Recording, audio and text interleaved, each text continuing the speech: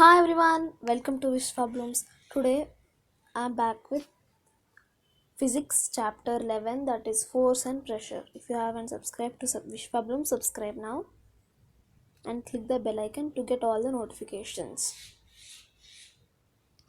So as I told, chapter name was force and pressure.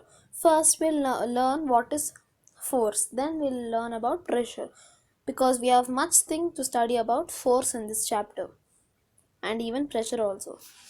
So first, what is force? Force is the push or pull of an object according to science. So that's why this person is pushing and this person is pulling. So that's why I bought these images for you. So this was about force. So I think you got a clear picture what is force. So how force has come to play when two objects like object 1, see this is object 1 and object 2, when one object is pushing other, then only force come to play. That's why it is pull or push of an object. So here you can see that an interaction of one object on another object results in a force between two objects. So he has to apply some force to move other object, right? So this person is pushing the car for move. Okay, that's why there is a force. So this is the example. If a man stands behind a car, the car doesn't move. See, if this person is simply standing here, let us suppose there is a man and this is the car.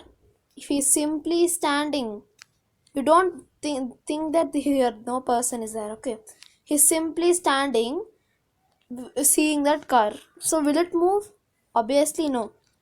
He has to push, then only it will move. So that's why force is push or pull of an object. Yes, if a man stands behind a car, the car doesn't move.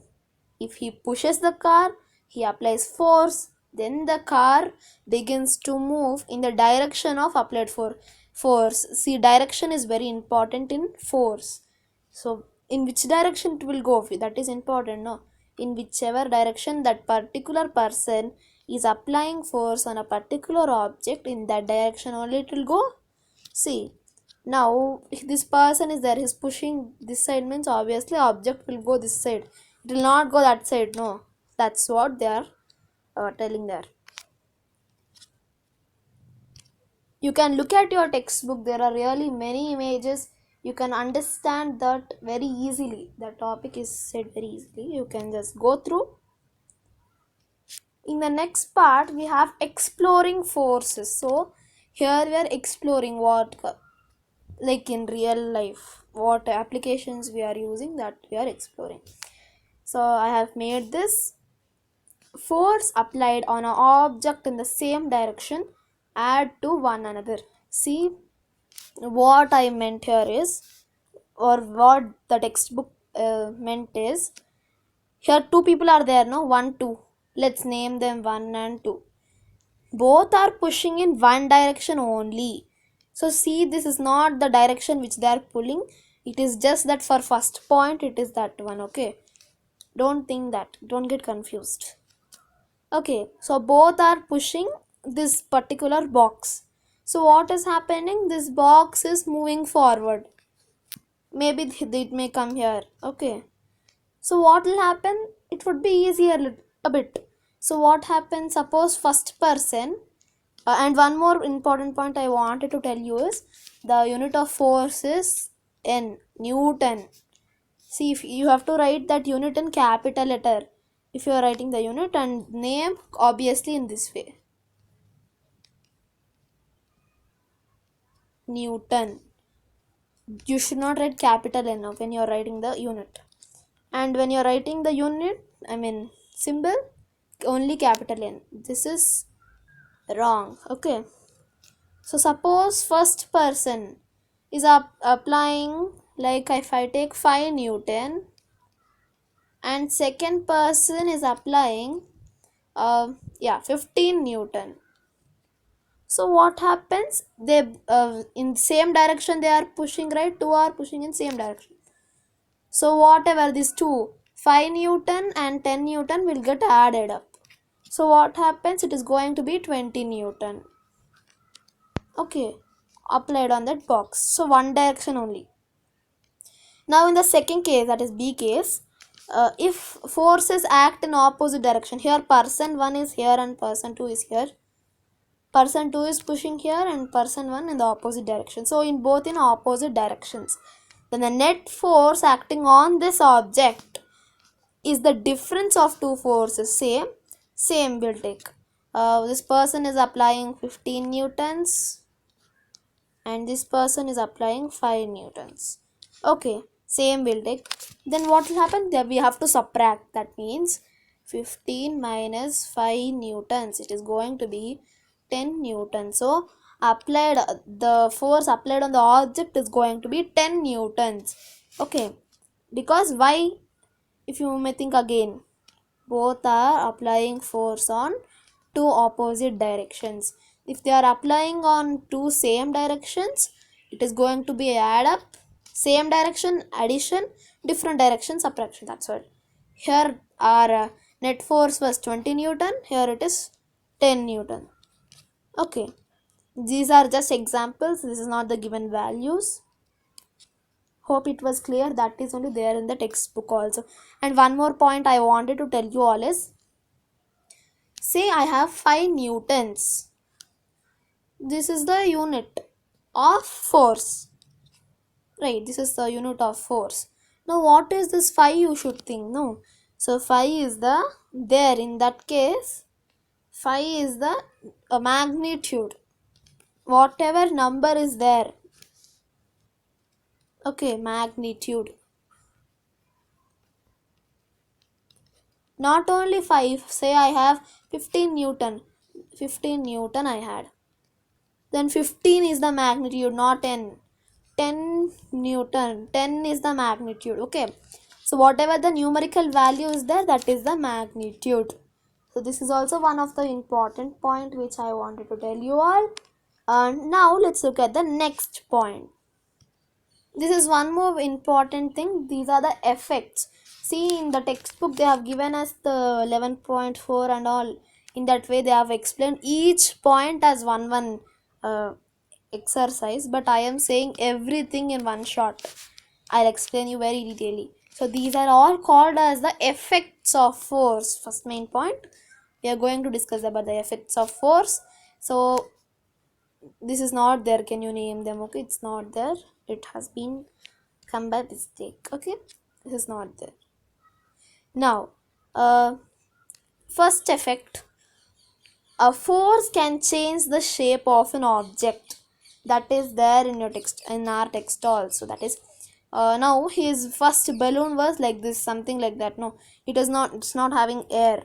When he's blowing, is inflated, then it becomes like this. So what he's doing, he's blowing some air. That means he's giving some force in the form of air. So it is getting blown. Not only that, shape is one more example I wanted to give you all is, now you have chapati dolls. Your mother makes chapati, no? What, from first she makes balls and she make into flat chapati. So that also is a change of shape. That means she also just gives some force. She presses on it and just make in that shape. Okay, that is the first effect. It is there in our text. And second one is force can change the speed of an object. Okay, that is speed of an object, like making it faster or slower is called as the state of motion, I can say. In simple words, the force can change the state of motion. That means it can increase or decrease. So you can understand very easily. So state of motion, this is the effect 2. Yes. So what does that mean is, now what example I can give is, see here, if he is pedaling faster, the cycle will go fastly. So in that way I can give one of the example. Not only that, we can just one more subdivision point is there, that is you can stop. Suppose a person is there, a ball is coming, he can stop this ball. Okay, he can stop by using hands or legs, whatever, he can stop it. That means he's changing the state of motion, right? Yes, that means he's bringing the movement. It was in motion, he brought it to rest. So you can change, I mean you can make the body into rest also. So that is one point. And one more is you can increase the force, like same person, same ball, it is moving slowly. If he kicks, it will go more fastly. So that also is one of the change of motion, right? And also you can change the direction. That is where one more important point. Say here you can see that tennis, table tennis, TT, yes, they are playing. One ball will be there, they are hitting. First he will hit that side. So first person will hit that side to this person. Again he will hit that side. He will hit this side. So direction is changing, right? Yeah. And not only that, when you're seeing some football matches or cricket matches, what they do, they push the ball or they kick the ball that side, so they change the direction also. Hope these effects were very clear using these examples. So you know that, you know that force is also divided, force also has some types? Yes, we are going to learn in this chapter. Force is divided into two. First one is contact force and second one is non-contact force. So by listening their names only you can understand a bit, I think so, right? What is contact, what is non-contact. So let us look at them in detail. So first let's look at the contact force. What is contact force? A force that is exerted only when two objects are touching. Say here you can see, this is a common example, I think you can understand very easily by that. One lady is there, she is having her kid in that wheel sits there. I can say, like, and draw it and show you. He's carrying some, suppose he went to supermarket, one person, he's carrying that, no, he has to push. That means if it is not something, right? Go means it will not go, right? It's not any toy that if you toy also can't go, it will not go. So you have to touch it and give some force to it, then only it will move, right? So that is also like that is also very important only. So there also, that is the contact force. If you are doing like that, that is contact force at this point. Okay, so only if they are touching, that's why he has written very clearly. And here also they have given some scales, but that is not there in our syllabus for now. And when you are writing also, you have to give some force. That means you have to touch the paper and only write. If I am also, now I am writing on this screen, right? So I have to touch that screen and give some force and write, right? In the same way, not you can write in the paper also, same we are going to do. So this is contact force. Again, contact force is having two types of forces. For now we are going to learn two. First one is muscular force. Muscular force. Okay. And second one is friction. This is friction is the next chapter of physics. Okay, that means that much big topic friction is. You can understand now by that. So just we are going to learn the basics of these all friction. Okay, of friction we are going to learn only the basics because we are having a chapter on that.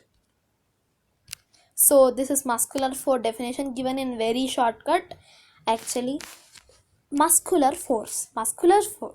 The force resulting due to the action of muscles is called muscular force. See, this is very simple. By looking at the name muscular, that means muscles. So muscular is the action of muscles. Okay, so resulting due to the action of muscles. See, if you want to push also, even if you want, suppose you are there, you are holding one bucket in your hand. See, I'm not a great artist, that's why I'm not drawing so roughly. You're holding some bucket. For that also, you need to give some force, right? By what you're giving that force? You have muscles. Everyone is having muscles, right? By the action of muscles only you are able to hold the bucket, or else you will not even able to be catching it. Okay, so that is muscular force. I have explained very easily, I think, with example of these also. See, I have got friction definition also in very simple way. Definition of friction: the opposing force which acts in the opposite direction of the movement of upper body is called frictional force, or simply friction. You can call friction also the particular term. That's why our chapter name is only friction, not frictional force. So both are same, only friction. Okay. So first, you know, right? Without friction, we can't even walk. We have some. By what we are walking? Due to some rough surfaces, or in you will learn about this more detailedly in the next chapter. Okay, so definition we have to learn, that is the opposing force which act in the opposite direction of the movement of upper body. See, suppose you are walking, say this is the road, you are walking and something will be opposing you every time. Okay, that's, you have to overcome it. That's then only you will be able to walk, right? So this is about friction. In a easy way, we learn about friction in the in the next chapter. You will learn. Okay. Now let's come to the non-contact forces. Actually, non-contact forces are just the opposite of contact forces. Contact forces, we are touching it and writing. This non-contact object can apply, I mean, is a force that one object can apply to another object without touching it. I told you, right? Just the opposite, that only is there here. And this has direction and strength. Everything is having direction. Even I told you, force only has a direction. Very important. So even non-contact force also has direction, because that might be doubt. That's why I have it is written there. So with you have more activities on this, like that magnetic friction also. You have one interesting activity, I will show that picture also. See, I'll tell you one easy activity in the coming up just now. After this I'll just tell you some activities. First, this is the activity of magnetic friction. Okay, I mean magnetic force, I'm sorry, non-contact force, magnetic uh, force. See, what you should do is just take some bar magnets. Bar magnet. This is magnetic force, right? We have to use magnets only. Any kind of magnets. But here you need bar magnet. See, you can know what is the north pole, south pole. Say if this is north, this is south. North, south, north, south, south. No, sorry. North, south. Sorry, this has to be different. Wait. So this is the bar magnet. North, south, south, north. North, south, north, south. Okay, that was my mistake.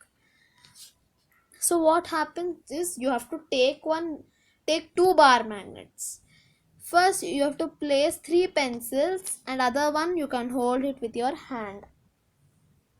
So first, what you have to do, the south or north, any pole, you have to keep the same poles. You should just attract. It will be there only. It won't move. It will be there only, because you know, right? It will repel. It will move far that side, I guess. Okay, it will repel, obviously. Now, if I change this direction, what is going to happen? This south north, they are going to attract. Okay, so that's why this will come in this direction, this will just go away. It won't move also, it won't touch. Okay, So this will move forward. That is the, see, you don't touch but both are attracting. That is what is the non-contact force. Okay, so this is the magnetic friction. Now I mean force, I'm getting friction, so sorry, force. Now let's look at the next one. Now we shall study about electrostatic force. So electrostatic force also is a non-contact force. Okay, that is very clear, I think. I told no, non-contact is also divided into three. That is, first one just now we discussed magnetic force, electrostatic force, and other one which we are going to discuss is about the gravitational force. Contact force was divided into two. That is, that one that is already told, right? Yeah. What was that? Muscular force and friction. Now let's look at the electrostatic force. The force exerted by a charged body on another uncharged body is called as electrostatic force. So charge is plus and minus, that you know, right? Those are the charges. I think you might be studying in chemistry. So charge. So for that what we should do is first take one balloon. Here it is there, one balloon. Okay, let's imagine that only. Balloon. Okay, let's change the color. This is the balloon. Now here actually papers, if you simply keep it, won't just stick. Okay, that I am sure. First then you should blow it first. So it's already blue, so blow. Then what will happen, you keep some paper strips like this, and after it's blown, the balloon is blown, what you have to do, take some synthetic cloth and rub the balloon, make sure that it doesn't burst. Okay, then afterwards just keep near this, it will obviously stick. And one more also, if you just take one scale, papers as it is, you need scale, rub it to your head. If it, no props, if you don't no problem if you don't have oil also, just rub it normally. Okay, don't think it's because of oil. If you don't keep oil also, it will come, check. rub, Rub it your hair nicely, then put it there. Obviously it will work out, I checked it also. Okay, so the force exerted by a charged body on uncharged body is called electrostatic force. So it is clear, right? Yeah, now let's look at the gravitational force. Gravitational force. Gravitational, an attractive force that every object in universe exerts on every other object in the universe. This is a bit different definition. Easy, everyone knows this, I guess. What is there in the, whatever is standing on surface of the earth, it just takes you to the center, no? That's why when you jump also, when you jump on earth, on land, suppose you jump, what will happen if you go up? If you don't just give force also, obviously you're going to fall down only.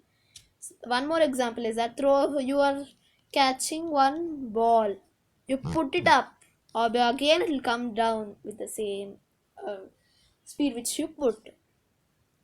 Okay, suppose you are in a building, you put a ball down, what will happen, it will go down very nicely, right? That is gravity. Okay, so this is gravity. Now let's look at the next topic, that is pressure. Yes, this is the pressure one. What is pressure? Pressure is defined as force per unit area. That's why I told we shall discuss force first, then pressure, because this pressure is just dependent on force. That's why they, NCRT books, they introduced force and pressure at a time so that it would be easier, right? So force per unit area is called as pressure. That is very clear for you. Now force is measured in Newton. Yes, force was just now I explained you. And this square meters is like this actually. square meter. It can be expressed as m square, or I mean meter square, like this, meter square. Okay, so that is what. So pressure definition only: force per unit area. Force per is nothing but by unit area. So force is n, and the meter, I mean area was meter square, so it is n per meter square.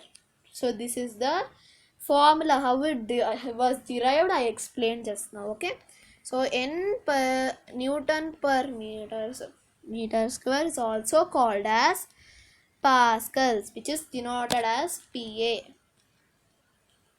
I will write it to the top only, PA, that is the unit of Pascal. So 1 Pascal equals to 1 Newton per meter square. Okay, so this is about pressure. Now we shall look at atmospheric pressure. So this is the image of atmospheric pressure. So these are two images found from Google. The pressure exerted by atmosphere is called as atmospheric pressure. So what is atmosphere? You already know, right? Like our earth is surrounded by a layer called atmosphere. This you have been studying since long in social or science, both subjects also sometimes. And one more point I forgot to tell you all in pressure is exerted on the walls of the surface. Okay, every time for liquids or gases. Okay, on the walls. That is one more important point. It is there in your textbook.